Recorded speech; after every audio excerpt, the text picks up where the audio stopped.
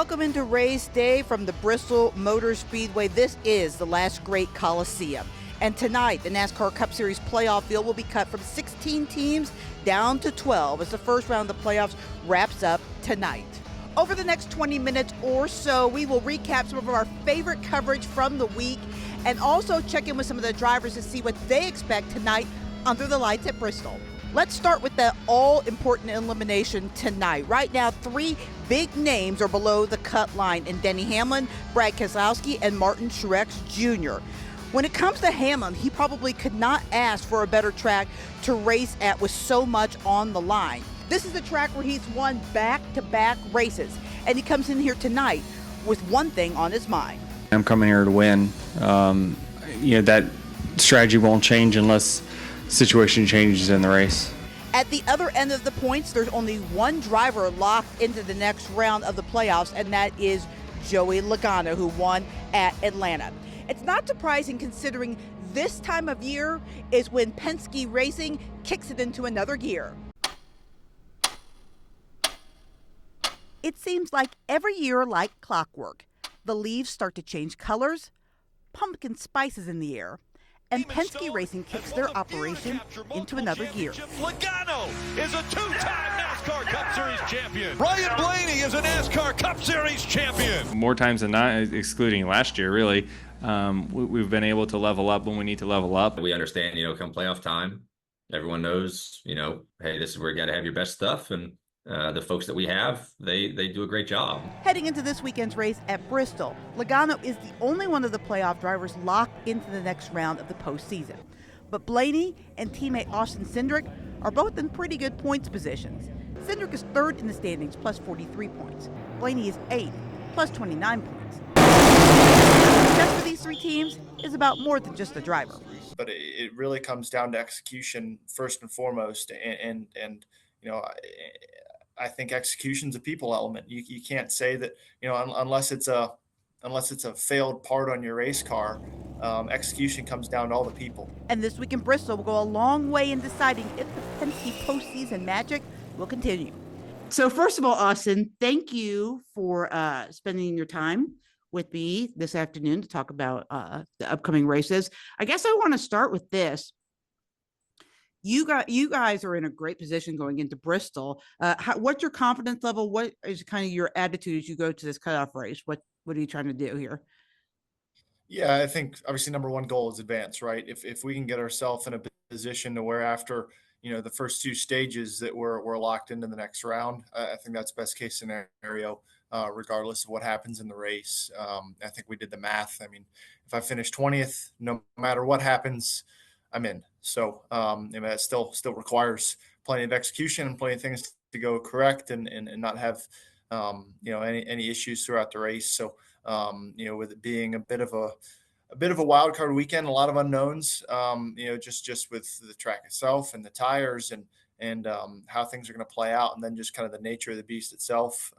Bristol is definitely not going to be an easy weekend for anybody, top to bottom, playoffs or not. So I think for us, it's just, same approach as it's been the last 2 weeks. Just, take it one race at a time and just go run the race.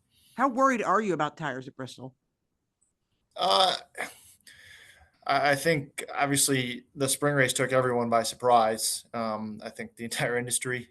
So understanding, are we gonna see that again? Are we not going to? A lot of the decisions that would go into that kind of happened today on Wednesday, whereas the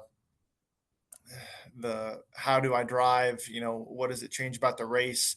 I think that all kind of evolves in real time. I feel like there's things that I can key off of or trigger off of for practice and qualifying to kind of understand, okay, this is a lot more of what it looked like in the spring. Okay, this is maybe more normal of what we see in Bristol before. Like, for example, like the track took zero rubber. It just, there's just marbles everywhere instead. So I think that's kind of the first tell all for everybody on what this tire is going to do. It seems like this time of year is Penske Racing's time of year. I mean, this team just comes alive when the playoff starts. I mean, obviously that's on purpose, but why do you think that the way that you guys approach things seems to pay off so much when you guys get to the postseason?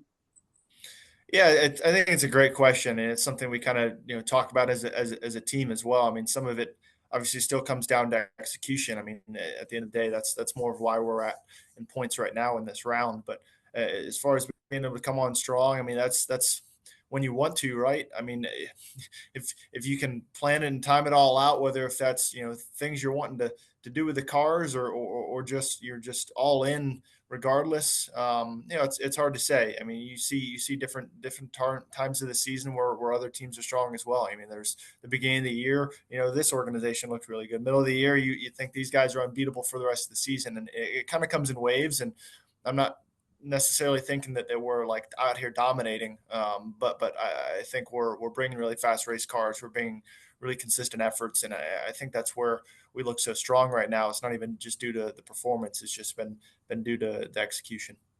When you were going around on media day for the playoffs, uh, I asked you about all the wild cards, quote unquote wild cards of playoffs, and you told me the media is just going to have to get used to this is the way it is.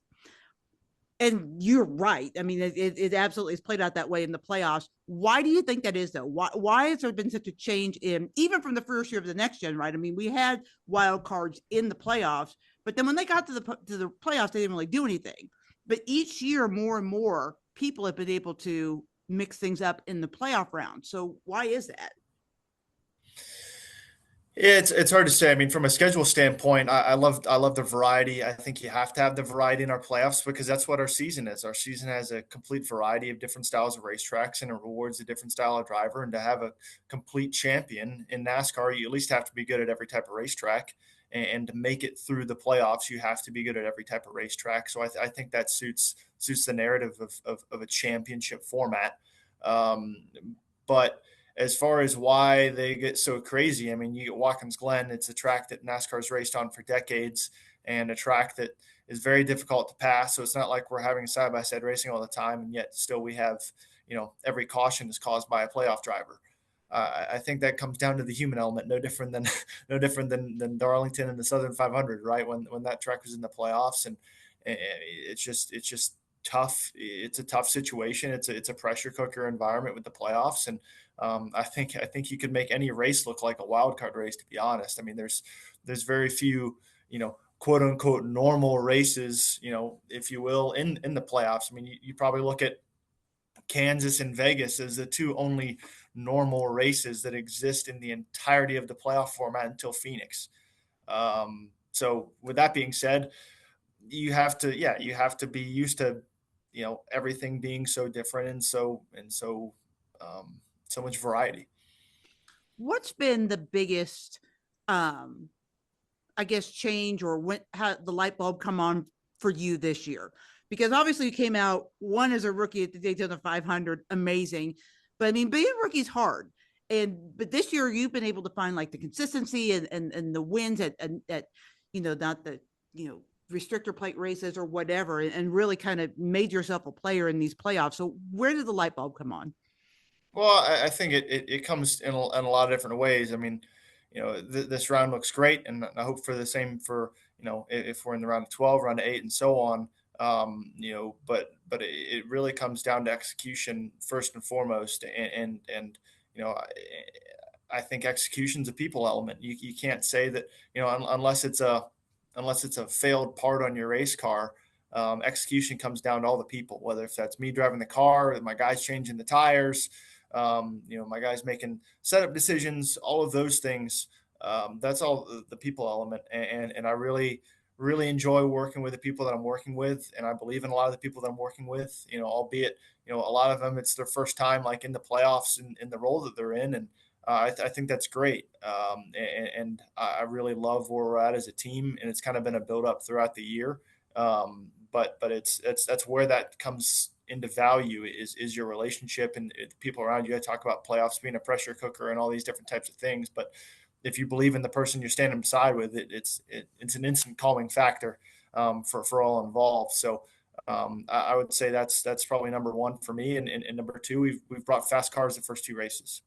fast cars are you have a much bigger window of what you can do, whether if it's as a driver, as a crew chief with strategy. I think fast cars solve a lot of problems, but my guys have done great job with the challenges of each event in the first two, and hope to see that continue. So this little Zoom media tour is sponsored by Charlotte, so I'd be remiss if I didn't ask a question about that track. The Roval's reconfigured for this year. How much of a challenge is that going to be for drivers going in there when the first time you're going to really have a chance to be on this reconfigured track as practice? It'll be a challenge for sure. I mean, the majority of the layout's the same. The actually it's eliminated my least favorite corner, so I'm a huge fan of this decision. I hated turn 8. God, I hated it. Now it's going to be a bit of a hairpin, which will be interesting, and nothing that really separates like side by side racing up until that hairpin. So I'd imagine quite a bit of racing, quite a bit more of an opportunity to pass into that zone, pretty wide and inviting from what it looks like. I haven't taken a lap or really even seen it on a simulator, but everything I've seen on paper definitely looks to be the case. And then kind of the way they reshape the front stretch chicane, I think will kind of affect restarts more than anything else. But all in all, it should be fun. Like I said, I'm just glad they got rid of the old turn 8. You're such a good road course racer too. Did that give you confidence going into this playoffs because you had Watkins Glen and you have the Charlotte Roval that if you were in need of a good performance, you could find one because you have such a road racing or road course racing background? Yeah, it's hard to say. I mean, I can't speak for anyone else, but like there is a comfort level for me at those types of tracks that probably makes it easier for me to execute and put a race together than maybe somebody who wouldn't. Whether if those are guys that are in the playoffs or not. So having a speedway and a road course in both the first two rounds, I do think suits the strengths of me and my team. So I certainly welcome it, and but it's still just as crazy at that place as any of the rest of them. We are joined now by Kyle Busch, driver the number 8 Cheddar's Chevy tonight. So, Kyle, you had practice yesterday, kind of an unusual long 40-minute practice. What were you guys able to learn for tonight's race? Actually, that's my favorite style of practice, is to actually get some time of practice. But we made a lot of changes to our Cheddar's Chevrolet and just didn't quite get it where we wanted it yet still. So kind of limited on the adjustments that you can make, and it seemed like the things that we were doing weren't tackling the right areas. So we didn't qualify as well as we wanted, obviously, but we'll certainly go back to the drawing board we already have for the race upcoming and getting ourselves in the right position with the right car. I talked to a lot of the guys during practice for the radio broadcast, and they talked about how they were a little bit thrown by how there was so much tire wear in the spring, didn't expect as much, but there was literally none during practice yesterday. So do you have to kind of, as you said, go back to the drawing board and try to figure out what the tires are going to do? That's a great question. Really, we're all kind of scratching our heads and not sure if Goodyear totally understands exactly what their processes are up there, but it is what it is. We've got a race to go do tonight, and whether there's tire wear or not, it just kind of changes how you drive the track and how you'll race the racetrack in the bottom lane or the top lane, and you'll just go from there. So you just got to make sure that you are finish first, get the first one to the finish line wins. You were the king of this track in the COT era and the Gen 6 era. In the next gen era, not so much. So how do you kind of get your king title back, your crown?